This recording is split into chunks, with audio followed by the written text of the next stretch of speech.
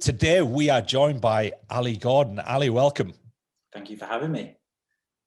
Hey, absolute pleasure. I've known of you for many years. We met, I think, briefly at a fitness convention many years ago. That was the first time, I think, face to face. And I'd known about you through various sort of sources. And from then, this was many years ago. I won't say how many, but this was many years ago. And since then, you've carved out this business, I guess we could call it, and this lifestyle. And now, according to Google, you are a male fashion fitness blogger. Would that be a fair title? No, I didn't think it would be a fair title, so hence why I brought it up. What would you classify yourself as? I'd say that's how I started. Very much so in fitness. It was something that I was extremely passionate about. I worked as an electrician, and then I would go and train, and it was very much a huge part of my life. And I think, like all of us, as time evolves and we move forward with life, things change and interests change. And so I kind of adapted my social platforms to align with my current interests in life. And so I kind of talk about anything from, travel to cars to photography to fashion to a little bit of fitness, but I did steer quite a lot away from fitness. But I do the odd thing here and there. And I think we discussed earlier mindfulness and kind of just generalized lifestyle stuff, really. And then I've got a YouTube channel that focuses on whatever I'm doing that day. Which is cool. So, and obviously people are interested, right? I mean, your YouTube channel, I can't recall the numbers on your YouTube channel. On your Instagram, you're about 500,000 followers. Yeah, my YouTube's about 100K, I think. So 100,000. So clearly whatever you're talking about is of interest to people. And I think when you kind of bracket it down, I think you've got fitness, male grooming, fashion, travel, lifestyle. They're all like your bullet things on Instagram. So it's this kind of wide scope of particularly men, right? It's all focused towards males, right? Yeah. So you talk about all this stuff, but you live this as well, right? Yeah, of course. I think you're one of the few examples, I think, of somebody, and again, I hate to use the term influencer, but you are influencing people in many respects, and you're very aspirational. But there's stuff there that people will look at and they look up to and go, yeah, I quite like the thought and the notion of that, especially with, you look at things like male grooming, something that's fairly new in the grand scheme of things, but people are looking for advice off people they respect and people that they know that are almost living that lifestyle. And one of the fascinating things I think from following your channels is that you really do live this lifestyle. It's not this facade that so many, I think, particularly on Instagram, that it's this made up kind of creation of what it is. You actually live it, and that is your life and how it circumnavigates. So what brought you to that point? When did kind of the fitness thing, and when did they being an electrician, when did all that transpire? And then you think, I maybe need to make a living out of what I enjoy doing and what's my lifestyle's about, and I'll share that with people. And then obviously there was an interest, and then it grew from there. Yes. Yeah, I guess in short, we were riding a new wave that hadn't been ridden before. Nobody had ever had a business and a career in this space, and it evolved, and we evolved with it. So there wasn't a set strategy or a direction in which I was going with my current business. It was very much just kind of riding that wave, enjoying it, having fun, sharing things I was passionate about. And things have changed a lot. I think it was very kind of innocent and very open when I first started online, and there wasn't any pressure or the internet was a very different space, I'd say, when I first started online. And I guess it was probably, in all honesty, it was driven probably from having that recognition and having the sort of interaction with other people, and I guess you could say validation, because something that I've now trained myself to be less concerned about is I was very bothered about what people thought of me. I wanted to be liked, and maybe that's a natural human instinct to be liked. I mean, I don't know if many people would say I'd really love to be hated, but I did want to be liked. And online and sharing things online gave you that element of validation, and I guess that was almost a stimulant that kept me posting and sharing at the beginning. And in fitness, you know, I call myself a fitness blogger or influencer at the time. And I guess I was sharing my personal journey. I'm not qualified on any level in fitness. You know, I'm not a personal trainer. I'm not a dietitian, but I can just share my own personal experience. And people were interested in that, I guess, because I was gaining results using whatever system I was at that particular time. And, you know, I would look up to guys like yourself, and I would follow other people on YouTube that were qualified that, you know, shared their advice, and I'd compound that all together and decide what was best fit for me, share that with my audience, and they would, you know, take it or leave it. And so the whole process, I guess, was I was understanding that people were interested in an opinion of somebody else. And so I took that model, and as I evolved in my life, I basically continued to apply that same system to, you know, male grooming, fitness. I started doing a little bit of food stuff, and then I went into fashion and generalized lifestyle. So it's the same kind of mold, and I've just adapted it. And I find it's the easiest way to create content, because when you're just talking about things you're passionate about, you're interested in, it just flows naturally. It doesn't take too much work. I don't have to go away and research and do all of these things to try to give my audience something. I'll just talk openly about things that I'm interested and passionate about. And I think you have this, you know, you bracket those things, and obviously you put them into categories, but ultimately I think it's that same sort of demographic. It's the same people, right? You know, Yeah, of course. I'm interested in everything you're interested in. You know, and I think we could speak for a huge amount of the population. They're going to go, Yes. yeah, I'm interested, maybe in different levels. You know, Yes. some people might not be as interested in fitness. Other people might be, you know, you do bits with vehicles, right? So, you know, Yeah. some people are into vehicles very much so. But then there's always, I think there's always going to be a crossover into somebody's also interested in, whether they want to openly admit it, male grooming. You know, Yeah. everybody's like, I want to look after myself. You know, I think there's the, you know, a huge amount of the population are now conscious about how they look after themselves. So I think there's that crossover there, where obviously starting in fitness it's a strange sort of channel to start in many respects. But I guess at that time, you know, social media fitness was very popular, right? And it was obviously a key interest of yours and an easy way to get that content out there, right?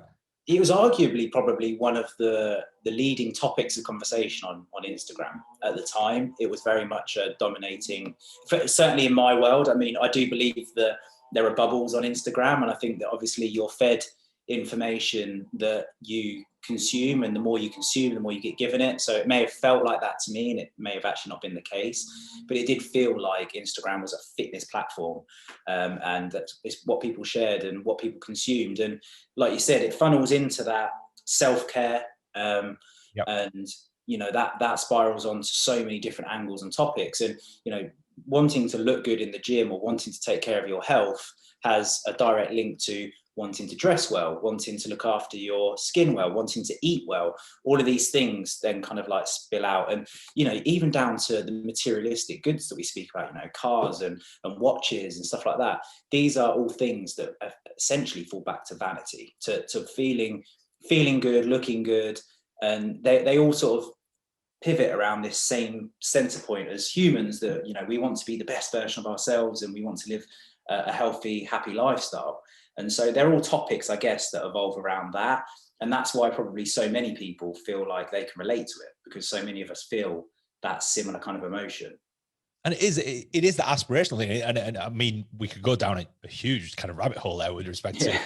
you know, when we talk about vanity metrics, right? And material goods, you know, because that is something that is, you know, it's part of your channel. We're talking about things that people aspire to, you know, nice cars, nice watches, et cetera, et cetera. But also, we're also talking about the process to that point, though. And I think Yeah. that's an important part of what people are looking for. They're not necessarily looking for the end product, which I guess is what it is, you know, that you ultimately end up talking about, because that's the interesting bit, the end product. Yeah.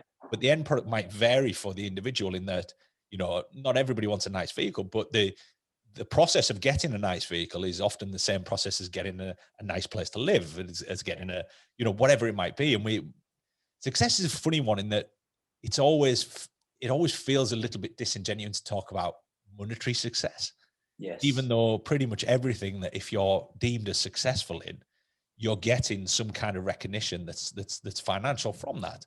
So Yeah. it's a really interesting topic, and the way that you navigate it is quite interesting, because there is this aspirational thing about your channel, and again, I look at it and I'm like, it's one of those things where you can either look at something and go, oh my God, this person's just relentless. It's just, it's product dropping, it's this, that, the other, it's Yeah. blah, blah. And it's all gets too much. Whereas yours just all seems very organic in that.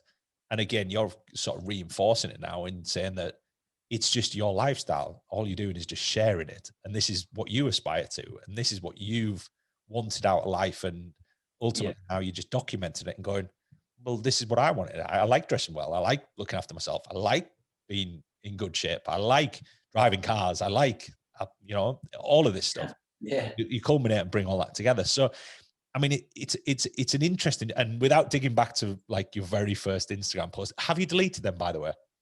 No, I think you'll find that they're pretty much all Go all still the way there. back.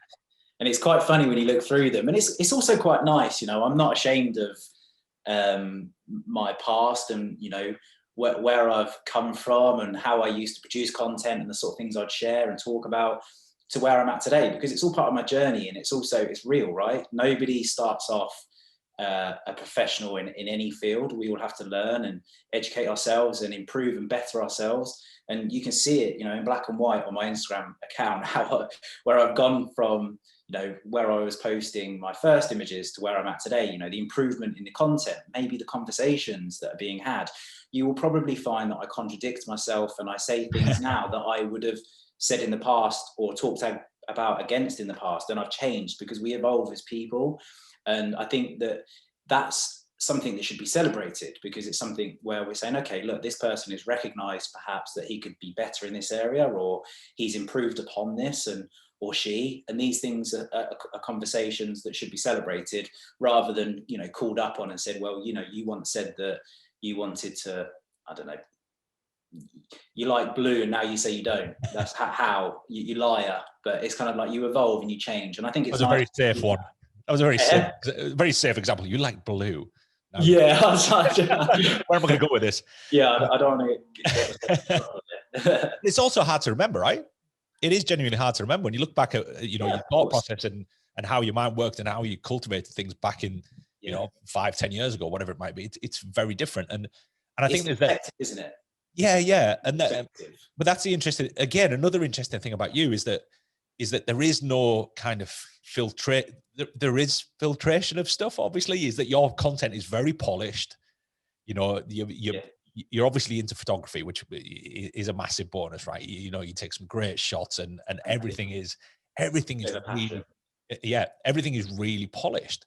But then it doesn't seem disingenuous, because that's actually an interest and something you're into. And then obviously, if you go back and you see this history, that's also there, which again, I think there's so much pressure, particularly in the social media world, where people are developing businesses and followings and building businesses from people liking what they're about. I think there's always this pressure to go back and almost get rid of all the stuff that doesn't align anymore. And that was why I was interested. I haven't actually scrolled all the way back, but I was intrigued. You'd have a chuckle. I'd be there for a long time, I think. Yeah, you'll find the expo pictures on there from when we were Yeah. at the expos in Birmingham and stuff. They're all still on there. Yeah, and again, that is interesting, and that again is testament to kind of how you go with that whole culture and that whole thing. I think it goes back to what you were saying earlier about the facade and the way in which people present themselves online. And everybody has their own journey, and they want to do what they want.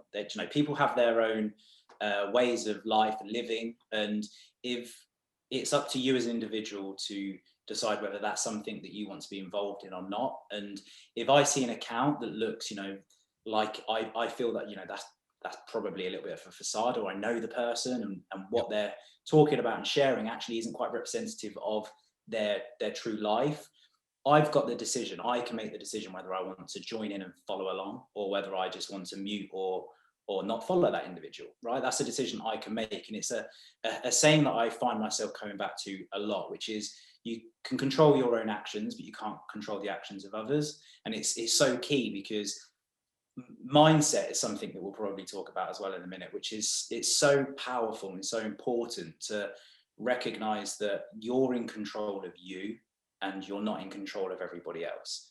And the internet wants to feel like they have control of everybody else. That's one of the bigger issues online, is people have this want to be able to control what people are doing, what people are saying, how they're acting. And it's a mindset that you're setting yourself up for failure, because you're never going to be able to control what other people do and how they act and how they post. And so I think that having the awareness of that and being able to control your behavior online is something that's really key. I don't know where I'm going with this. I feel like I've started coasting up a little bit. But... No, this is really important stuff. And this again, let's talk mindset. Let's talk about how social media, because ultimately your business hinges on social media, YouTube, these platforms. Now, if these platforms didn't exist, all of a sudden you're back doing what I'm sure our parents would always say, a real job, right? Yeah. I was, I used to tell my dad what I did, and he was like, when are you going to get a real job? Because you had the epitome of a real job before. You were an electrician, right? Yeah. Tradesman, right? Yeah, tradesman. It's like, it's a real job. It's genuine. You turn up, you do your thing, you go home, and they're fantastic trades now. I was chatting to my wife about this the other day, and I was like, look, I said, I wouldn't be at all bothered if our son got into a trade. I said, because they're growing. It's something everybody's always going to need, right? And it's and it must be nice to have that fallback, essentially. I think. Do you know what? And it's not just I don't even see it as a fallback. It's like it's a gift in my life, because I can actually turn my hands to things around the house, on a whim. Lids will say, is it okay we can get this picture hung up? And I'm like, of course. And for me, it just comes very naturally. It doesn't matter what the wall is, whether it's a petition or a masonry wall. I've got the kit, I've got the knowledge.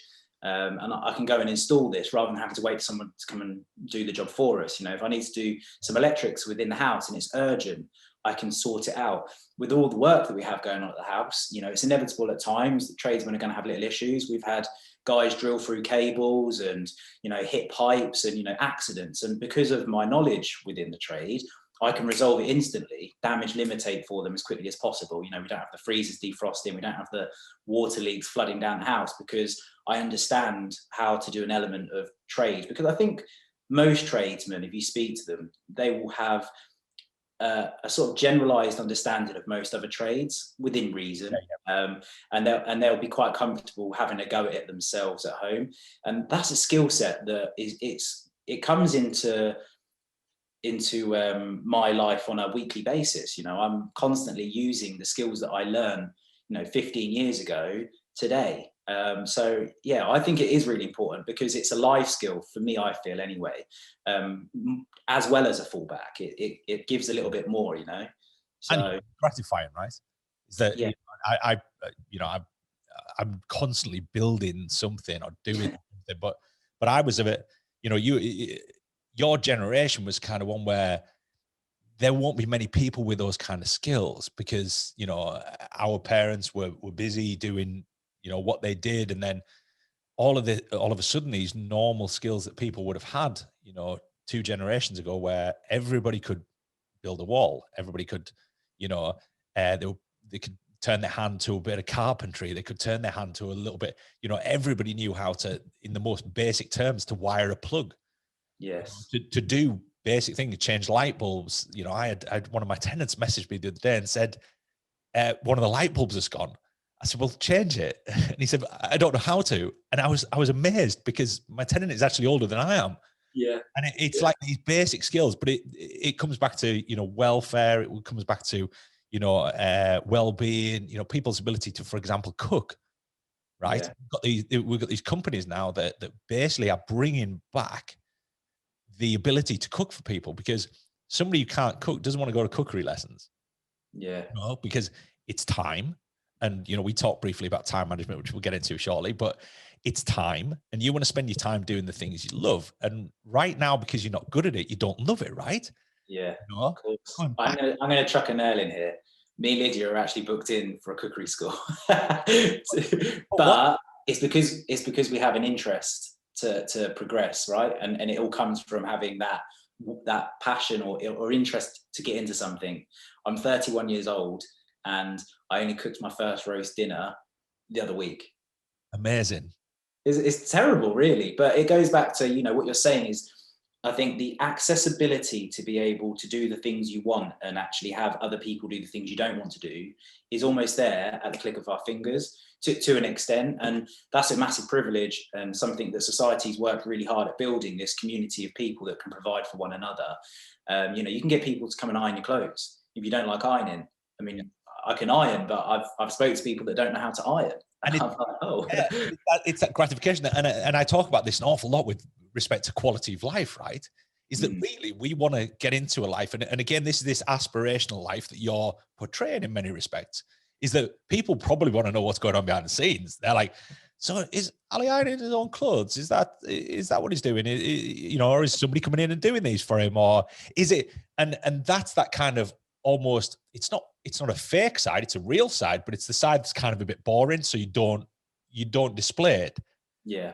But then somebody else looks at what you're doing and go, oh my God, the lifestyle just looks incredible. And this lifestyle looks so, exquisite and perfect and blah, blah, blah. But then really, if you just think about it logically, you're like, well, somebody's got to be ironing your shirts and somebody's got to be doing all this other stuff. And when you spill something, somebody's got to be cleaning that up. And then we start to get back to almost this reality, right? Of what life really is, genuine life. You're putting up picture frames, you're banging holes in walls and, wiring things up and it's these life skills, right? So obviously that you and Lydia, what's the rationale behind the cookery skill? So, I mean, going back to what you were just saying a second ago with regards to like, the argument, I guess, that people would have on this conversation would be that to outsource and delegate work is efficiency, and it's a way in which you can improve your workflow and your maybe it'd be your career or financial potential. So if I can, pay somebody to come and clean my house, that saves me a few hours of my day, whilst I can continue to progress my company. That's efficiency, right? That's being clever with time and so forth. But the other argument is that there's actually something that's quite fulfilling in doing some of these things yourself. For some people, I find it very fulfilling, tidying and cleaning. Some people may not, but it's about trying to balance for you as an individual, which will differ to all of us, what we get fulfillment and enjoyment out of, and also what at that particular moment in time is going to help you achieve the goals that you want to achieve. So if having somebody come in and give you a hand and to help out, do say some chores, or you hire an assistant to do some of your admin and such, is that going to free up some time where you're going to be able to spend more time with your family and friends and do things that you really want to be doing, etc. So I guess the being able to do stuff is my boss used to say to me, I would never ask anybody to do anything that I wouldn't be willing to do myself. Yep. And it's true, right? It's something that I think I was listening to somebody the other day online, and they were saying that to run a successful business, you need to understand the business from top to bottom. You need to be able to do every single role that every single person you're hiring does, to be able to fully understand whether they're doing a good job or not. Yep. And so all of this kind of comes back to that bespoke lifestyle that you create for yourself, which is, I enjoy doing this, but is that efficient use of my time, and balancing up the two? And that will fluctuate throughout your life and what you do and what you don't do. There was a period where I wasn't doing the chores around the house. I wasn't doing the electrics in my house because I was, overworking myself with trying to build up my business. I'm now in a position where I can do some chores around my house and I can incorporate that into my content. If you was to go onto my YouTube channel, most of my YouTube videos over the last sort of few months are people watching me do jobs around my house, hanging pictures, cleaning my sheds. Please tell me you've got a bespoke tool belt. Have I? No, I haven't. I need one though. But back to your thing about the cooking is, Lids and I would find ourselves after a day of work scrambling to get into the kitchen to make ourselves some dinner. And to cook properly, it takes preparation, it takes time. When you're not experienced at cooking, it takes even longer because you're learning on the job, and anything you do the first time. It's a lack of skills, right? Yeah, You know? absolutely. So it's learning these skill sets as you're doing it means that it prolongs the amount of time it takes. And we were just focused on other areas, and that's okay. Like it would be unfair to expect everybody to be able to do everything, right? Everybody needs to learn, and everybody learns at different stages of their life. And we feel like we're at a position now where we've been working on managing our time between work and personal life, and it's something that we've worked on for many years, but we're making good steps with it, and we're in a position now where we go, you know what, I want to be able to cook a nice hearty dinner at least a few times a week. So let's get going. And of course there are lots of ways you can do that. You don't need to go and get cookery classes. It was actually a gift that was purchased for Lydia at Christmas, and so we're going to go and do it. So that's how that came about. It was finding the time and the interest and the want to do it, expressing that to our friends, and then one of our friends purchased the cookery class for us. But I think it's a great idea for anybody. I mean, it's, you know, yeah, I mean, I thoroughly enjoy cooking, but I'm good at it. And I there love was that. probably a point there where I probably didn't, because I wasn't good at it. And this is Yeah. the problem. And I think that it's a bit like, use an example. Gaming for me, I'm really bad at it, so I don't like it. I'm so bad at gaming, so I Yeah. don't like gaming. Yeah, All right. Yeah, my but mates would all play like FIFA and yeah, Halo and all, Call of Duty, and I'd just be so bad at it, I wouldn't enjoy it, because it's exactly, you're right. If you're not good at something, you don't enjoy it as much. but you could argue that's a non-misspent youth.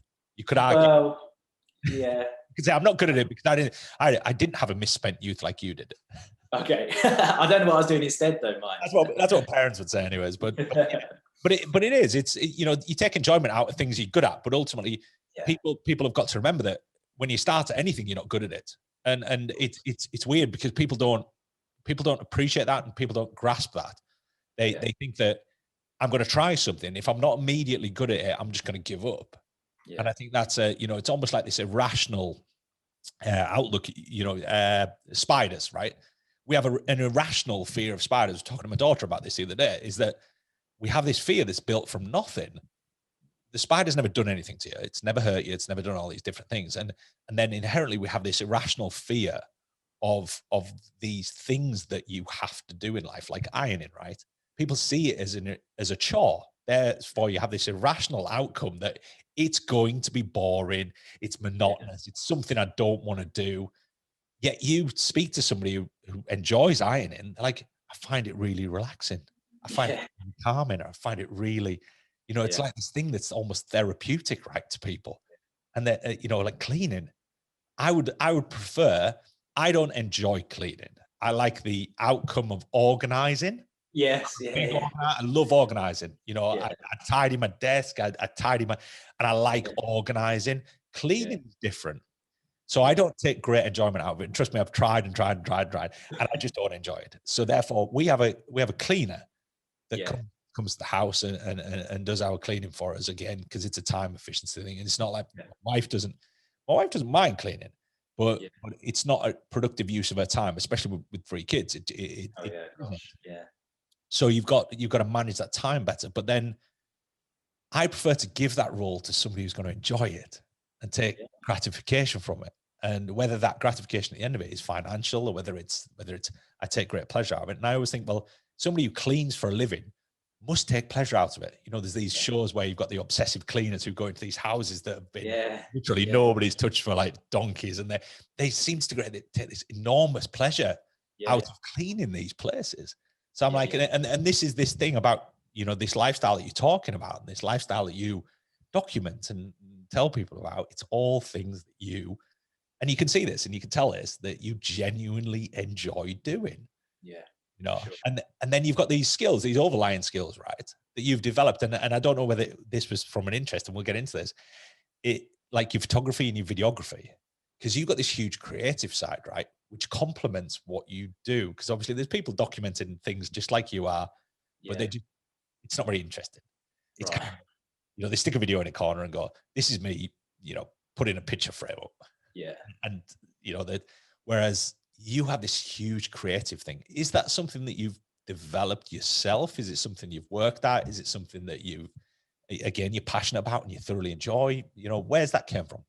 So it it kind of obviously fell into my lap in the sense that when I started doing this as a job, I found it really enjoyable. Just naturally, it was just enjoyable to take photos of Lydia. I'd actually enjoy getting on the camera, trying new angles and experimenting with the settings. And I found enjoyment in doing it, but also the journey of improving. And I am by no means a top level creator, and I'm not being modest. There are some phenomenal photographers and videographers out there that are extremely talented, and I'm not striving to be up there with them. I actually just generally really enjoy having fun with my creative mindset now, and being able to utilize these tools that over the years I've learned to work. And I've learned to work them, primarily from using them, because like everything, you can learn the theory of something, but until you actually get your hands on it, you don't truly learn how to master it. And I've watched lots of tutorial videos. I've had photographers and videographers that I've hired in for work that have been very generous in sharing their knowledge, experience. And I'd pick up the phone and I'd say to them, I'm having an issue with X, Y, or Z, and they'd go, "I'll try this." And they're just a lovely little community of people that I work alongside that are more than happy to share their advice and help. And so I've developed a skill set through, online people around me and being hands-on with it. And the creativity thing, I guess I've always had a little bit of creativity, naturally within me. And I wouldn't say it's something I've particularly worked on or educated myself on. But it's something that I kind of have some weird thoughts sometimes. And, I can now understand how to put those into practice, because I've learned how to do some, which I have educated myself on, some editing techniques. Yeah. So by learning how to do certain edits has allowed my creativity, my creative mind to be able to go, okay, well, that's a cool idea, but then how do I actually conceptualize that into reality, and how do I perform this, record it, edit it? And so that side has helped my creative side bring things to life a little bit more, I guess. And I would say that one of the biggest stimulants of my creativity was probably going into lockdown 1, which was a time where the landscape changed. We weren't relying on new and inspiring environments that we were accustomed to. You would go to some insane destinations around the world, and I'm very fortunate to have been able to have visited so many different countries, because I wasn't hugely traveled before I did this job, and I've traveled so much through this job. And it's very inspiring. I mean, just when people go on holiday, they look around and there's different architecture, different landscapes, and different culture. All of these things create a kind of maybe a different way of thinking. They're very eye-opening, aren't they? They say a well-traveled person is a very well-rounded person, and it's because it's so influential on you as a person. You see things in a new light, I guess.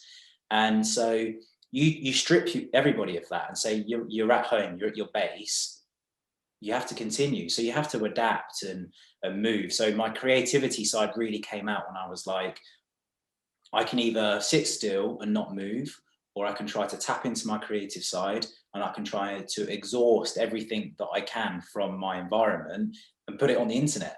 And so I spent time basically trying to be creative in photography and creative in videography to keep what was essentially a repetitive environment exciting and interesting for people to follow along with. And I guess that's probably was the biggest denominator, that's the word, isn't it, of my creativity over the last year. And I've really thoroughly enjoyed it. It's actually, I find it's very pleasurable tapping into your creative mind. It's part of your brain that you don't use that frequently. I think you have to be in a certain state. You have to be, I can't remember what it is. The brain's fascinating, right? You've got different parts of the brain that are used. You've got in essence got kind of analytical versus creative. So you've got your kind of left and right side is the way they talk about it. Again, it's not, I don't think it's scientifically evidenced as solidly as it should be, but the theory, right. I think you've got your right and your left side. So you've got your creative side, your analytical side. So you've got people who are heavily analytical, who aren't very creative at all. Yeah. People who are super creative, and we all know super creative people who really struggle with kind of the analytical thing. I always say it's a bit like the sort of person who will quite happily sit in an Excel spreadsheet all day, and then the other person wants to just paint pictures.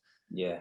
So you've got those two sides, and then I always think that you've got to work at both, and I do my utmost Absolutely.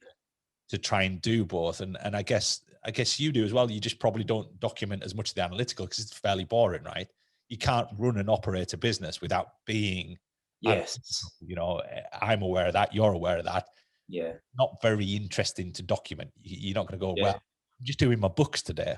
Yeah. And also sometimes it's confidential, isn't it? A lot of that kind of back end Yeah. business stuff. It's stuff that you wouldn't necessarily go in and go, this is my tax return, guys, and this is this, and this is how I work this out. And these are the conversations that I'm having to negotiate campaigns, and these are the techniques we use. And it's very diary management, stuff like that. Yeah. It could be interesting and it could be useful, some of the tools that you use for it, but for the most part, it's fairly boring. So therefore, social media is largely a creative channel. And if you can get across the same thing, is that you're getting across these fairly, I wouldn't say boring, but I would say you've got these things that could be very, very boring. And you turn them into these things that are actually quite interesting. And I'll be honest here, yours are actually a small handful of videos that I will actually click on and actually watch. Oh, really? Thank you. But because they're creative, and that obviously is I'm interested in what you're talking about. Firstly, which has to be a prerequisite to whatever it is. There's I'm not going to click on something I'm not interested in. Yeah, so I'm interested in what you're talking about. I'm interested in what you're doing, but then I could also pick that from multiples of other people. And I think when you talked about your little network of friends and people, and I would imagine I probably also follow most of them as well. Yeah, possibly. Yeah, because I think there's a similarity between the way things are put across, and it's certainly not people copying each other, but it's that style that it's a vertical of individuals that cover a similar aspect of and everybody puts it away in a slightly different way. Yeah, it's all topical, it's all interesting, and it interests me certainly. And I think it part of the reason that I asked you to come on the podcast is that I think it will interest a large part of the people that follow us, because this is about this performance lifestyle. This is about this, doing things that you love, almost turning and essentially what you've just told me is that you're turning all these hobbies and these things you take huge enjoyment out of, and I just turn them into your business. Yeah, which is fascinating to be able to do that and draw that all together, right? Yeah, for sure. And it does sound very cliche, you do what you're passionate about in life, and find it. And it's very easy to say these things like, you find a job you love and you'll never work a day in your life. All these sort of quotes that spin around and everywhere, right? Yeah, and the truth is that's not life. It's not as easy as that. And you have to work at these things, and you better believe that being self-employed is harder than being employed. You work twice as hard, but you're working for you, and that in itself gives you so much energy that you want to work twice as hard because you're doing it for you. And I've not got children, you've got children. I'm sure many people watching this or listening to this have got children. And every conversation that I have, with not every single person, but the majority of parents that I speak to say, if it wasn't for the love of your children, you wouldn't have them, because there's so much work, but there's so much love and passion and interest for that child that you will do things above and beyond for them, that if there wasn't for that emotional and passionate love towards them, you would just be like, wow, this is hard work. Like, you just wouldn't want to keep it up. And I think that you can apply that to things in life, where if you're really interested in something, you really want to work towards it, if there's enough emotional kind of drive, that you will be able to at least work towards something that gives you some kind of fulfillment above doing something that's maybe slightly easier that doesn't give you that fulfillment. And it's gratification, right? At the end of it, it's Absolutely, yeah. You said about in the early days, and we could dig a little bit deeper before even social media here and probably talk about, your upbringing, your childhood, blah, blah, blah, and whether any of that stemmed from there. But you said it was about almost recognition and people liking and, enjoying what you present to them in many respects. And it's that validation of other people going, oh, Ali, that was great. I really enjoyed that. And you're sort of patting yourself on the back, and that confidence builds. And then you're like, oh, maybe I can do this as well. And there's always that inherent fear. And I think this is this is the kind of dark side, I guess, to social media, right? Yeah. There's this challenging part of social media where you are open to criticism all the time. You Yeah. are open to people's views where they don't align with yours and they're not happy. And essentially what you've done is you've opened this channel of communication between them, and you Yes. can't close it. In many respects, you can't close it. And there's certain social channels where you definitely can't close it. And if you do close it, people think you've got something to hide. So therefore, it's this reciprocating thing that just doesn't challenge. So Yeah. I've got, I'd like to think, I have this vision that you probably don't, but do you ever get these kind of messages where people really dislike what you're about, really dislike what Of you course. do, you know, and Yeah. how you handle them? I mean, what sort of stuff are you contending with? It's a this is a huge conversation. Go on. It's a huge conversation, and so we'll. I guess to answer your question, yes, of course. Style is subjective. Lifestyle choices are subjective. What we believe is right and wrong is subjective to the information that you consumed, the knowledge that you've learned. So if you're learning something from somebody that you believe to be true, you're going to take that as gospel. And when you hear the opposition come forward with an argument or their perspective of the situation or the side, it may differ. And depending on what you know depends on your opinion, right? So the internet is going to have a varied stance on life, and we see it throughout online. I won't go into specifics of different arguments that happen online. We all know that there are lots of things that people have disagreements on in life, and that's fine. And I think that the key for navigating online is to stay open-minded. I do not know it all. The person that's talking to me about what they believe I should or shouldn't be doing, or whether I've done something that they believe to be right or wrong, they don't know it all either. But that doesn't mean that I will completely shut down what they're saying to me. I'll take it on board. I'll think, okay, that's their perspective, and challenge my own education, and see whether I think that I could learn from what they're saying. And sometimes you do, sometimes you don't, but it's just about not giving validation to whatever comes your way straight away. So if I'm being told something that's a negative message towards me, I don't validate it until I've spent time to learn what they're saying. So, and if I don't have the time to learn what they're saying, then I just don't validate what they're saying, because it's when you're getting, sometimes you'll get like 100 messages of from different angles. When you post out on certain platforms, they're certainly more engaged in those sort of conversations. I can't go away and validate all of the conversations and arguments that people put in towards me. So I don't physically have the time to. I'll try and learn from a few of them, and I'll try and get a gut feeling. You will recognize account names as well, but to know what their kind of agendas are, and whether Instagram have got an amazing function called restrict. And so it tells you if they're restricted. So if somebody repetitively just shares negative opinions towards you, restrict their account. They don't know they're restricted. And you get the flag up that just says, it's like a little red flag that says, this account typically will share content or share messaging towards you that is negative. So they will not get validated. So I won't even consider what they're saying. And it's about having a system in place where you can barrier yourself and protect yourself from this external barrage of opinions that you will be subject to. And we, like you say, we have allowed that. We've opened this line of communication. And at the start of being online and being a creator, it was very innocent. It was very fun and exciting, and it was quite free. Of course, there was a little bit of opinion sharing, but nothing to the extent that it is today. And you just have to evolve and adapt and sort of systemize the whole thing to be able to protect yourself from being affected. And I have been affected from online trolling and hate. Can we dig into that a little bit more? Pardon? We talk about that a little bit more? Are you comfortable talking about that?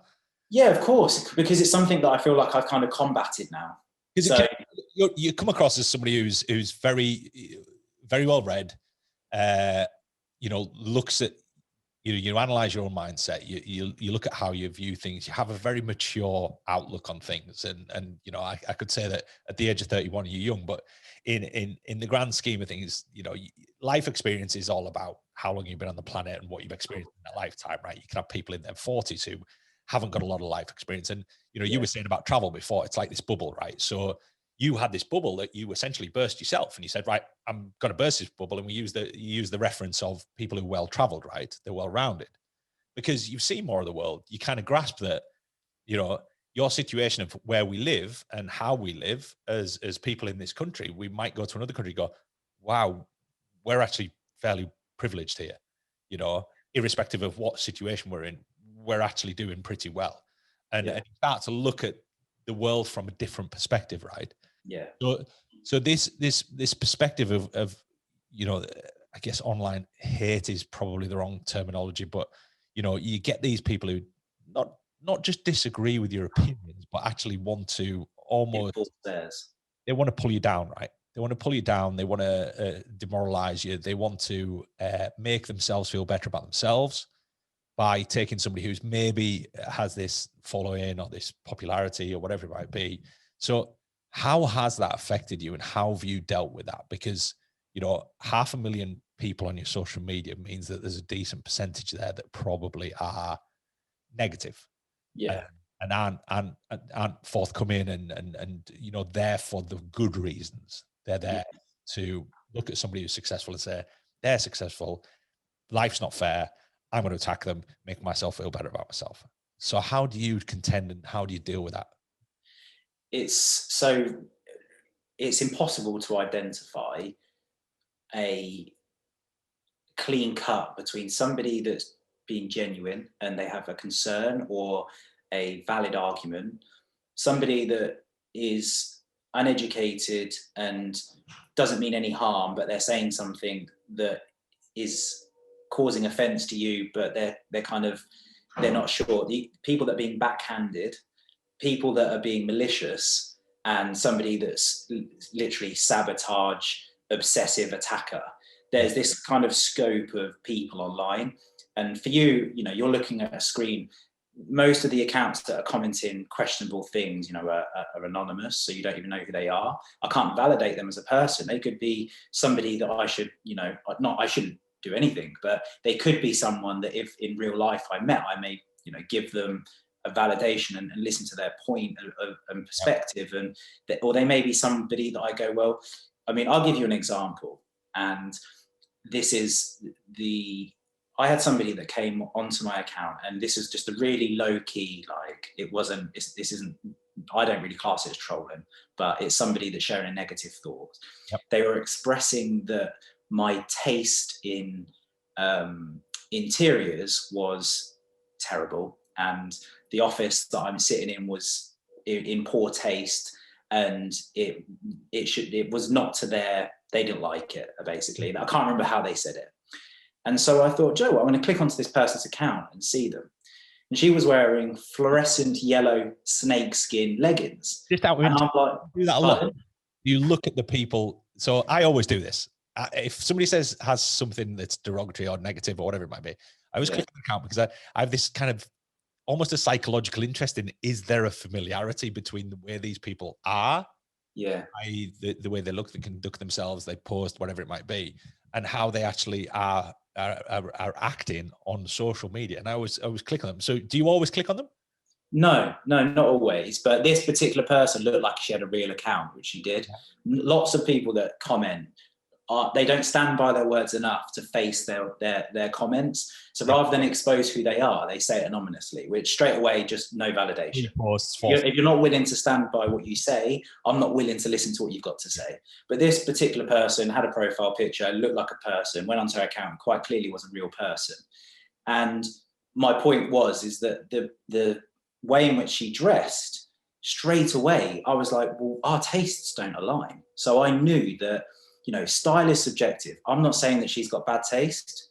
She has just come and told me I've got bad taste. Well, of course you're going to think that, because quite clearly you like fluorescent yellow snakeskin leggings. That's not something that I enjoy. I don't like that, as it's not the fashion kind of thing that I'd like. You know, if Lydia was wearing, I'd be like, maybe not those. So you pull them off. I think you would. Exactly. So I think that it's kind of like it's almost impossible to identify the reasons and agendas behind lots of people's comments. And so you have to kind of take everything with a pinch of salt, analyze your current mood, your current state, and that needs to be a factor that goes into when you're consuming this kind of information. Because of course, if you're in a bad place yourself, completely unrelated to the online world, you know, in your personal life, or you know, or whatever it may be, you've had a bad day, and you go and consume something that compounds that even more, your reaction isn't going to be potentially as well thought through as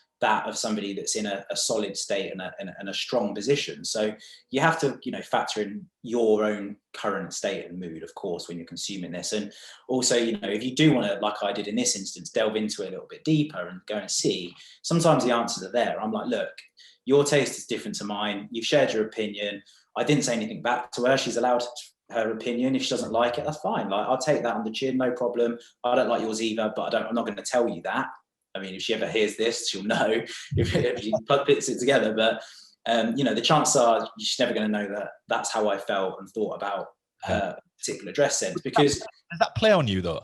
Does it play on you in your mind? And no, I mean, if you were to go back a long time ago, you know, the words and things that people said would have done, because I was bothered about being liked. I wanted to be somebody that everybody liked. And you learn very quickly that you can, like the old saying, you can be the ripest peach, but there's always someone that doesn't like peaches. There's always going to be someone that doesn't like you, right? And so when you come to terms, and this all comes down to being very aware of you and very aware and confident, and you have self-esteem and building up your sort of strengths within you and understanding who you are. It equips you with being able to deal with, you know, other people's opinions and thoughts, because there are lots of things that I think and that I don't share, because, you know, if you've got nothing good to say, don't say it. As a rule of thumb, it's how I was brought up. You know, there will be things that I might question, but if I'm never going to just be malicious to somebody to try to make myself feel better, because I think it's counterproductive. I don't think it does make me feel better.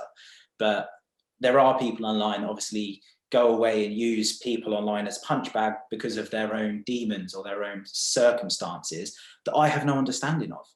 And, you know, I can't critique somebody for having an opinion on something because I don't know their story. I don't know where they're coming from, and I don't know where they're, and I also don't have the time to, or really the want to actually connect in with them, have a long-winded conversation and engage and understand where they're coming from to decide whether they are right or I'm right. Yeah. You know, it's trying to balance up being real as well with, you know, what they're saying versus how much time you can apply to it. You know, if somebody's saying they don't like my office because they don't like the taste of it, I'm not going to go and try and understand to large degrees what I could do to improve it, because it doesn't matter. It's a taste thing, right? Yeah. Or try and convince them otherwise and go, well, yeah, exactly. I mean, it is nice. It's, you know, and this is the reason it is nice. And you could spend 2 hours trying to convince someone that your taste is better than theirs, when in essence, it's a very, like you said, it's a very personal thing, right? Subjective, yeah. And it's coming to terms and understanding that. And so online hate and online trolling is something that comes in waves, it goes ups and downs. It's been particularly rife over lockdown because lots of people have spent lots more time at home and they've had lots more time to dedicate to spending their time online. People are angry at the moment. People have been in lockdown. People have lost family members. People are annoyed about people's actions and how they've been behaving during a pandemic, the selfishness of individuals, etc. And it riles them, and they get into a state where they're furious at the world, and that energy needs to be released for them. And they decide that their way of releasing energy is to potentially offload it on other people.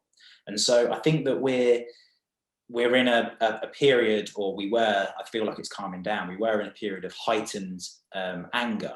And so all of that is obviously put on to people online. And I am by no means affected by some of the individuals that get trolled online. Like, I'm probably right down near the bottom of people that get it bad, but I do experience it. And I've never been in a really bad place from it, but I've certainly had low moments from online trolling and people that have got in my head, and I'm like, and I question it. And it's experience and understanding, you know, the power of the mind and how you look at situations that give you the strength to be able to actually not allow that to come in and interrupt your peace. And it's about protecting that without being ignorant to what other people have to say. And I want to engage my audience. I want to hear what they have to say. And I need to try to work out a system which is almost a bit of a blurred line between people that deserve the conversation, between people that are just there to try to offload their steam or to try to, like you say, pull me down. And it's identifying those is really tricky. So you just have to kind of sort of go with the flow a little bit with it and address it. And over time, I've definitely built up this ability to be able to cope, and I've got coping mechanisms for online abuse, basically. Yeah. No, it's interesting because how do I put this across with respect to your channel? There's nothing really on there that is a strong opinionated standpoint, which a lot of definitely not. Yeah, actively not. Yeah, particularly when people are trying to build social channels, it's cool to be controversial, right? It builds. You get traction from controversy for sure. Yeah. Interest, you get all this stuff, and I think with that, when you start to go down that route, that's when that magnifies, right? It makes it more so, and that's why I was intrigued by you, because 500,000 followers is nothing to be sniffed at, but ultimately with that growth of a channel in any description, there comes this risk of there's going to be people come along for the journey that you don't want along on that journey, right? And I was just curious how you dealt with that. And like I said, you're very well rounded. You seem to have everything very much in order and very organized. And it's just intriguing to see how people navigate that and how people sort of challenge that. So let's go a little bit more lighthearted. Yeah. So your blog, your articles, your social content, you have this kind of really sort of performance narrative that sits over the top of it. Obviously, we're all about performance at Human 24. We talk about human performance. We talk about framing a day. So we had a little conversation about it before we started the podcast, and it's a bit like this kind of workout window that you're familiar with, I'm familiar with. We were in the fitness world, right? We knew all about this, where we'd take this event and we'd frame this event with this behaviors and habits that we do before and after. And it was like this pre and post workout window or event window, or whatever it might be. Now for you have this day, right? So how do you frame that day? So when you wake up in the morning, what's the mentality of Ali Gordon like? Are you driven? Do you grab a cup of coffee? Do you jump in an ice bath? Yeah. What does that routine look like? Because you're clearly someone who's performing very well in life, right? You seem, and maybe, and correct me if I'm wrong, but you live the lifestyle that you portray in many respects. Obviously, the stuff like ironing your shirts, you maybe not portraying as much, but it's largely the lifestyle that you live in, which is aspirational. People look at it and they go, right. So they want to know more details. A bit like, when you talk to billionaires, people want to know what they've done to get there. Obviously, it's very difficult to put into this soundbite that most people want. They want to know what they do on a habitual basis. But I actually do want to know, what do you do on a habitual basis? What are the things that, all down to things like you grooming? I always remember that scene in American Psycho, where he actually talks through. Have you seen it? No. Christian Bale talks through this routine he goes through in the shower. It's a really interesting movie, and I think you should. What's it called again? American Psycho. Oh yeah, okay. It's about this. I've been told to watch this as well. But there's some really interesting sort of underlying sort of stories and tales about how he reacts. There's an interesting thing with business cards. I actually refer to this quite often in sort of where people are trying to trump. So for, they're these city guys, they've got the cars, they've got the watches, they've got everything, they've got huge paychecks, blah, blah, blah. And ultimately he ends up killing someone about a business card because his business card is better than his. So they get these business cards out, and it's an interesting scene because they get them all out and they start showing them to each other. And to the naked eye, you can't tell there's any difference. Yeah. But he's going, oh, this is embossed, and this is, this type of paper, and it's, whatever it might be. Laminated. Yeah. And he ends up killing this guy because he had a better business card than him. Wow. And I'm sorry if I've just completely ruined part of the movie there for you, but no. There's some interesting stories, but there's a scene in it where he actually talks you through, he narrates it over the top of what he's doing, his routine in the shower about exfoliating and blah, blah, blah. So I'm kind of digging into that. I don't know why we went on the tangent. That's fine, yeah. When you wake up in the morning, what does a day in the life of Ali Gordon look like? And the stuff like your creative side, you know, Yeah. how long does one of these videos take you to create? You know, because they look like they're a lot of work, or is it something that you've got down into this time efficient manner? So when I was in the full flow of this job, you know, before the pandemic, I would have really have struggled to have answered this question, because a day to day routine was really hard to, it was something I used to fight, because I'm somebody that needs routine. I perform better when I have a routine and structure, and something that I used to struggle with because of all of the travel, and I was here, there, and everywhere, and work loads would fluctuate so much. I struggled to really balance that routine. The pandemic has been something that's given me great opportunity to home in routine. So I do feel like I'm a lot more routines now than I ever have been. And I feel like I'm going to carry through I think for me, the fundamental part of any day is your morning routine. It's Yep. what you're doing in the morning and the time that you go to bed. So the time that you sleep and the actions that you take in the morning, they're the key things. And if you can implement the same morning routine wherever you are in the world, you should have an element of structure to your day, hopefully, fingers crossed, with, you know, with allowing for the odd late night and late start. But lockdown's given me full day routines because it's given me the ability to be repetitive of what I do. So we've changed business structures during lockdown. So I've got an implemented structure to how I create content, when I create content, etc. And I've also done a lifestyle change. I personally am somebody that's really motivated to work. I spoke about this many times before. My dad is a workaholic. He's extremely hardworking. He owns his own law firm and he works hours like I've never seen before. Him and his wife just work, work, work, work, work, work.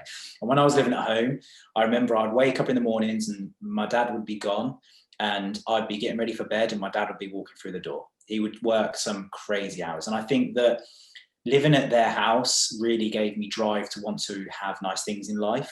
Yep. And appreciate the finer things in life. And so that was for me, that was, okay, so you need to work really, really hard to be able to have this. And I really want this. So I was motivated to put in the hours and put in the graft. And so when I started doing this job, I would really I'd give myself too much to do and I would, you know, drive and drive and drive. And, you know, it becomes unhealthy to do that. And, you know, you can't sustain it for long periods. So I tried to implement routine. I couldn't do it because I was all over the place. And then lockdown happened. So I'm at lockdown and I'm like, right, I need to get my morning sorted. So Lydia gets up earlier than I do. She can get up at like 5:36 and I'm a late starter. So I've been fighting. So my alarm clock goes off at 6:30 in the morning. Yep. And I aim to have a gym session, which is nearly up to an hour long, a breakfast and my shower and my morning coffee. And then I'm in the office working by 9 o'clock. That's how my morning works. Now, my commitment to tasks and stuff it still exists in me. So I still overcommit. So I've actually recently I've been to the doctors and he said I've got high blood pressure.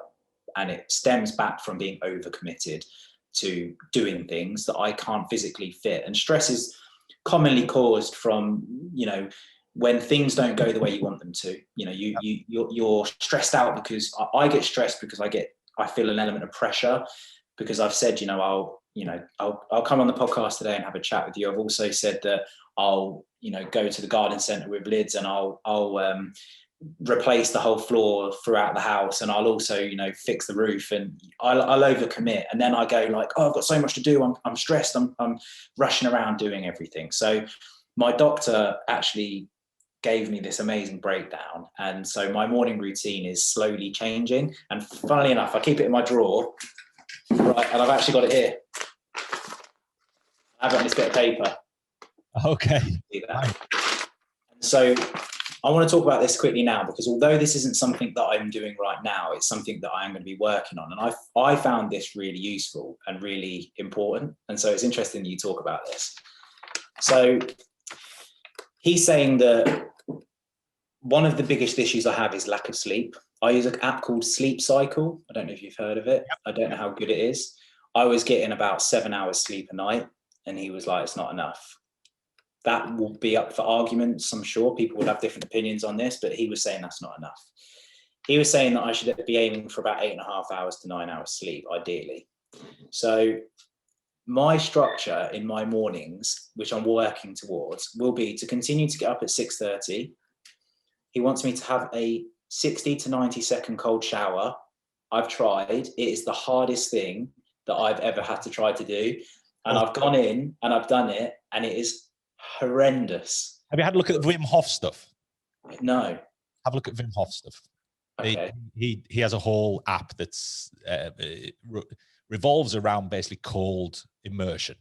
Right. So they start with showers, and a lot of it is to do with your breathing. It's a lot to do with, and there's huge benefits to cold. Yeah, this is what I've heard.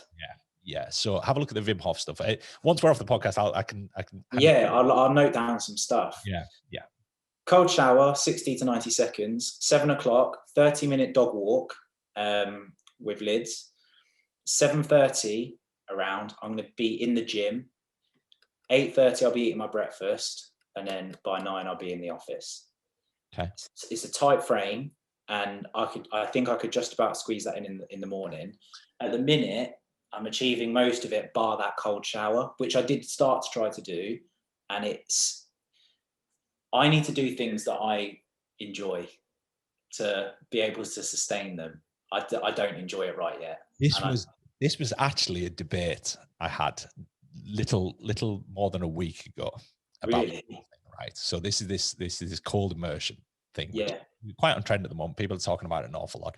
Obviously, coming from fitness and performance backgrounds, cold immersion has always been a thing, right? There's been debates about it, cryotherapy, hydrotherapy, and all that stuff. Yeah. All that stuff. So it's something where it's a large part of that is regulating breathing.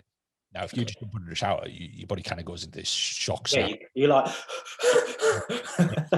Part of it is about controlling your breathing before you immerse yourself. So as I said, Wim Hof is the guy that's kind of mastered it. This is a guy who's he's a really interesting character. Somebody would love to get on the podcast at some point, but he's a really interesting character who has essentially, they claim, trained his body to be able to fight illnesses that he shouldn't be able to fight. So basically, there's some interesting experiments, and they've been proper scientifically validated, I believe. Again, I'd have to dig into a bit more detail, but they actually have injected him with viruses that he's actually fought and defeated himself. Wow. And he all pans it all back. Like a superhuman immune system. Yeah. Is that to do with like nutrition and a lot of it he attributes it to being able to control his own immune system, which again goes completely against a lot of science and blah blah blah. Hence why he's such an interesting chap. But the cold immersion stuff is worth a look at. The Wim Hof. It's the Wim Hof. I think he calls it I keep thinking experience, but it is. But have a look at that, anyways. But yeah, that's about breathing, because obviously when you go into any extreme heat or extreme cold, the first thing that it affects is your breathing. So it's about breathing. And you can feel that when you're in there, because you're almost gasping for your breath because you're like as it's so cold, right? Yeah. So I wanted to talk about that because this is something that hopefully in not too long future I will be implementing that. So that will probably be more relevant. What I would say to you at that point, Ali, you know exactly what I'd say to you. Go on. What's stopping you doing it?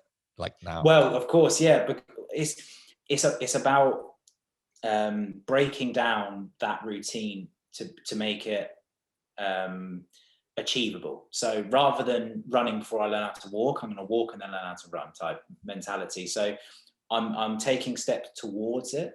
And so as I build up and get past that, okay, I'm now making sure that I'm getting up properly. I'm doing my walk. I'm hitting the gym. I'm having my breakfast. And I'm in the office at 9. The cold shower will be the last thing I'll implement because it's the hardest. Yeah, it's the most difficult right this second, right? Yeah, at the moment. Yeah, and it's the sort of thing where unless you see the benefits of it, you kind of, you write it off fairly quickly, and you've got to have to stick at it, right? To anything in life. Benefits as well, because it's not the sort of thing that you do and then it's a bit like somebody taking a multivitamin, right? Like, you're not really going to feel that much difference immediately. And I do take Baroccas quite a lot, and vitamin D and stuff like that, and I don't particularly notice a huge impact. No, but it's the sort of thing that we know statistically, we know that over time these things are going to benefit us. Yeah, Is that it's not going to do us any harm almost, right? yeah, But if it's completely non-enjoyable, you're not going to continue to do it. And there's so exactly. much of this stuff that we talk about, particularly, is that we talk about cold immersion, we talk about all these different things that people can do, but ultimately, like percussion, we talk about vibration therapy. We've just partnered with Hyperice, who do vibration tools, Okay. various other things, and again, ice and heat, and they utilize all of that in their tech, but it's quite painful. Have So you ever done the needle cushion things? yes, yes. So Yeah. Oh what- my God. I did it every day on my back. yeah, It was stinging. yeah, but again, it's blood flow. There's a Yeah. lot Okay, of yeah. research behind a lot of these things, and it's that thing where, but it's like going to the gym, right? And this is the Mm. debate I've always had about going to the gym. It's that it takes a kind of crazy person to go to a gym, beat yourself up in the gym for an hour, and maybe then for several days afterward be in pain, and then do it all again. And ultimately, with respect to the results that you get from it, it's very slow. Yeah. And I thought, And you lose it very quickly, don't you? Your cardiovascular, your strength. or the perception is you lose it very quickly, right? Is that Right. Well, it feels like you do. yeah, and when you drop off something, you're like, oh my god, I feel so unfit. When Yeah. in fact, there's so many systems in your body that have just adapted to this new environment of you not doing anything. Yeah. So and again, this is a huge topic, but it's I have a theory to training. yeah, So, and I spoke about this recently in my YouTube video, actually. The way in which I structure my gym routine is around sentiment. So, of course, I'm very conscious of how my body's feeling. So, if I've been in the garden and I've got a really bad lower back, 'cause I've been digging all day long, I wouldn't go and train back the next day because I want to allow my back time to recover. But in general, I train Monday, Tuesday, weights. I do a cardio session on a Wednesday, Thursday, Friday weights, and then on Sunday I'll do a yoga session. That's how I train. On Monday and Tuesday, I will train the muscle groups that I enjoy the most because often or not, my sentiment at the start of the week is lower because I've got lots going on in work that week. There's more sort of like this. It's Monday. I've just got to come off the weekend. There's lots of reasons why I'm not as excited and happy about Monday as I am on a Friday. And the closer I get to the Friday, I start to build up my kind of excitement about some of the things that I have planned. And so I'll be hitting legs on a Friday. I've hit legs this morning. It's Friday today, and I've trained legs this morning. And so I base my training around my mood. So I have something to look forward to on the days that I'm not as happy. And that's how I structure my training. and again, It's just a personal thing. there is nothing wrong with that as long as you don't obviously create an imbalance. No, Obviously, of course. you Yes. train people most of their life. The problem with doing what you enjoy is the chances are a lot of the time the stuff you don't enjoy is the stuff you should be doing. Yeah. So therefore, it can over time kind of create physiological. But it's like life, right? And Yeah. what we've been talking about, if you don't do the stuff you don't enjoy as well as the stuff you do enjoy, if you spent your entire life doing the stuff you enjoy, unfortunately, as kids, the stuff we enjoy generally isn't very productive. So No. therefore, if we carry this over into adulthood, we're probably never going to make any money. We're probably never going to be very successful, and we're never going to be amount to very much of leaving legacies and blah blah blah. So unfortunately, in life, we've got to do the tough stuff, the accounts and the the Yeah. taxes and all the stuff that we don't enjoy as much. But that's life. But yeah, it's an interesting take on it. But again, just to see that routine where you're going, you're reinforcing a routine, or you're moving towards reinforcing a routine, Yeah. which obviously, your life is manic. You're probably getting pulled up from pillar to post doing what you do. And when lockdown hit, it's given a lot of people an opportunity to take stock and go, right, there's certain things that I need to address. And I Yeah. think, even, you indicating about, that you've got high blood pressure at the moment. I think that's It's on the line. I can't remember what the number was, but it was basically say it was like at 140. We say you have high blood pressure. I was on like 139. yeah. So it's kind of starting to be, Yeah. you don't want to let it to go the wrong. I was getting a pulsating feeling in my ear. Yeah. So it's interesting because again, I think people will look at you as this superhuman, mortal who never gets anything. So I think that's kind of a very humbling thing for people to hear is that yes, there are challenges, and Of there are always, course, yeah, I'm not perfect. I make mistakes. I overcommit, and I don't. Like I said at the very start of this chat, my time management is terrible. I prioritize certain jobs and tasks that should not be prioritized at that moment in time, and I think that comes from my mum and the way in which she is. You know, if a task needs to be done, it needs to be done now. yeah, you Type. can get stuff done, right? You know, Yeah, yeah. and it's good, but it's time management. It kind of they don't work. And it disrupts any time management that you did have because Yeah, it always takes a little bit longer, or it yeah, doesn't quite come at the right time. And yeah, no, I yeah. get it. I can make them from. So I think just to sort of summarize with my day, I guess at the minute I say that the most important thing is to have a wake up and a go to bed time. Sleep for me is the number one most important thing for me functioning, and it's something that I have lapsed on in the past. Naturally, I like to go to bed late and 11:30, midnight kind of times, but I still want to get up early because I've got stuff to do. And so I wasn't sleeping, and that affects my functionality. So I think the key thing for me that I've learned over lockdown is to have more structure, a bedtime and a wake up time that I stick to as tightly as possible. So we'll try to go to bed no later than 10, and I'll be getting up at 6:30 in the morning. And I like to train because it's a nice way for me to start my day. I used to hate training in the morning. I was an evening trainer, Yep. but I now really enjoy training in the morning. I allow my body time to wake up, half an hour, have a coffee, and I always do a 10-minute. It actually forces me to do a warm up in the morning rather than just because when I was, training in the evening, I'd just go and jump straight on the weights and just start pumping the iron, and I wouldn't warm up. So I'm actually getting less injuries now because I'm actually having to warm up because I literally wake up stiff and I'm having to loosen my body. So good sleep, good structure of waking up, hit the gym, make sure I fuel myself, and I then get busy with my day's task, which will vary inevitably, and there will be things that come in sideways that I don't see coming that I need to deal with, and Yeah. they happen. And then to try to have that cut-off time at the end of the day, 5 p.m., finish work. It might trickle over here and there, but a bit of a structure so you can get that family time in. You can switch off from it and put your phone down and focus on cooking your dinner with your family, and sit down and watch some TV or do some reading. At the moment, I'm not watching TV. I'm doing a lot of education. I'm learning how to be a beekeeper, which is a bit random, another good story. So I'm educating myself on that. I've also got some other businesses that I'm educating and learning and sort of developing and setting up. So that's taking a little bit of time.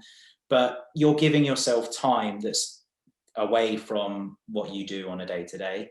And I think that structure for me, that morning structure, sets up everything else to just flow to the best of its ability, I guess. So that's my answer to the structure question, because I know we went off a little bit there. No, it's always nice to know what people do. I think people are always intrigued by what is that routine and whether they're working on it or whether they've honed it or whether it's something that's always there. And people are busy, right? Yeah, Everybody's busy, and we talk to a lot of people who are very busy, got lots on the plate, and you've got people who, I certainly didn't get a routine in order until I was probably into my mid 30s, yeah. early 40s. Would you say it's fair to say as well that I find this, and you might disagree or you might agree, that there isn't a solution to routine that will see you through your life. It's Yeah, you adapt constantly, right? You're constantly changing your routines and how you go about your day. yeah, exactly that. I mean, everything is, when we talk about, my background, I would spend 20 years in health and fitness. So when we talk about nutrition, when we talk about training, it's only relevant to that situation at that particular time. It's context, right? You've got to put context into the situation at all points. Is that if you if you have kids, it's different. If you have pets, it's different. If you have family who live around the corner, it's different. If you have a job that's 9 to 5, if you have a job that's shift work, it's different. So we've always got to look at context, and that context it's always ever evolving. Yeah, And for you, because I would imagine, and again, correct me if I'm wrong here, but a lot of your business is determined by other people as well. So they tell you what times they need you and when you need to be at a certain place. So you have to adapt your routine rather than them adapting theirs. yeah. You have to accommodate for these Yeah, changes. this is the nature of what you do. Is that your time is, it's like me. It's that, if I've got a business I invest in. If they go, there's a meeting, I'm like, right, that's dictated. I'm not in charge of Yeah, that around. Whereas the joy of being self-employed largely is that you are in charge. And I'm guessing lockdown has kind of gone, you've taken and enjoyed the aspect of really truly being self-employed. Whereas despite the fact you are self-employed, you are, you're at the disposal of all these other people that you associate with and you do work with, and all of these different things. So therefore your time isn't really your own. You don't get that luxury of being truly self-employed in many respects, but you kind of do in some respects, because you have the knowledge of freedom. you can turn around and say no, but that doesn't always work, right? No, of course. Look, I'm very conscious of time. We've been on for ages. The conversation has been great. I wanted to ask this one final thing. Yes. Your good lady Lydia does kind of what you do, right? But better. Yeah. Okay. So is there competition in the household? No, I wouldn't say. I celebrate lids, and there is this I mean, friendly way, in like a banterous way. Is there no, I mean, sometimes we have a laugh, like if one of us thinks of a concept or an idea for in terms of a creative, then run off and it's the first person and the other one pinches it. Yeah, there was a little bit of like that was my idea. I would say the only crossover that we have is that on YouTube we both document our lives. And if my videos go out on a Monday, Lydia's videos go out on a Tuesday and a Thursday. If, for example, we're having renovations done, if Lydia's been working on a video documenting the kitchen reveal and showcasing the renovation works from, the guy starting to the guy's finishing, and then I pop in there just as it's finished and go, oh, by the way, if the kitchen's done, show it around on a Monday, I've just killed her Tuesday video, because people will be like, I've already seen it. So the only thing that we have to kind of discuss is obviously not killing somebody else's content, because we're duplicating the exact same thing. And people are like... a lot of the people that follow you follow Lydia. Yeah, on YouTube, there'll be a crossover, Right, okay. Yeah, not on Instagram so much. On Instagram, like Lydia's got a dominant female demographic, as in I've got a larger male demographic. But on YouTube, my YouTube channel and her channel are more synced. You can see, you can feel it. People actually enjoy seeing the same thing from a different perspective, something that they comment on a lot, because I document it from my point of view and she does it from hers. And it's almost like a bit of a reality check for some of them, that, oh, that actually looked different from that perspective than it did from this, I guess for you guys, it's almost like a little bit of a, it's almost like a communication channel between yourselves, because you were actually, you're documenting your thought process on it, which I guess a lot of couples don't do, right? So something happens, like a kitchen renovation, you don't share your thoughts, whereas what you're doing is you're actually documenting your thoughts, and then your partner looks at it and goes, oh, is that really what you thought? And that's... I guess it's a really interesting thing with the relationship dynamic, which is a totally whole other conversation. But yeah, I'm sure that's quite a positive thing. Yeah, well, I think so. Yeah, I mean, there's some learnings to be had for sure. Yeah, but I think in general, like there is no reason for there to be any sort of any issues between the competitiveness between us, because we're very separate in that sense. We sit differently. Obviously, the creative ideas that get pinched, and we're both guilty of it. We have a laugh and a bit of a banter. They're never hard, no hard feelings. The only thing that we struggle sometimes to come to conclusions on is who's covering what and how somebody covering something might affect something else. So I found it challenging during a large proportion of the heart of our home being renovated to try to create engaging content that wasn't spoiling her content. So I'm confined to my office and outside for the proportion of 14 weeks whilst we have the house renovated, which means that I've been restricted furthermore in what I can create. So it's just like those are the challenges. You've done it very well. You've done it very well. I can attest to that. So where can people find you, Ali? Well, Ali Gordon on Instagram. AliGordon.net is my blog that you were referencing earlier. And then on YouTube, I think it's just YouTube Ali Gordon as well. So pretty straightforward. Gordon with an O, not an A. Gordon. Everyone spells me Gordon. But yeah, so yeah, find me around there. And awesome. Hey, Ali, hugely appreciate your time. No, a pleasure, mate. Thank you for having me. I enjoyed the chat. It was lovely. Hey, it's been a great conversation, and I'm sure that, you know, largely doing what you do, I guess that there isn't often that many opportunities to have these kind of longer conversations and talk about, you know, your life and the things in and around your life that you document. So it's been really interesting, been fascinating talking to you. Thank you so much for your time.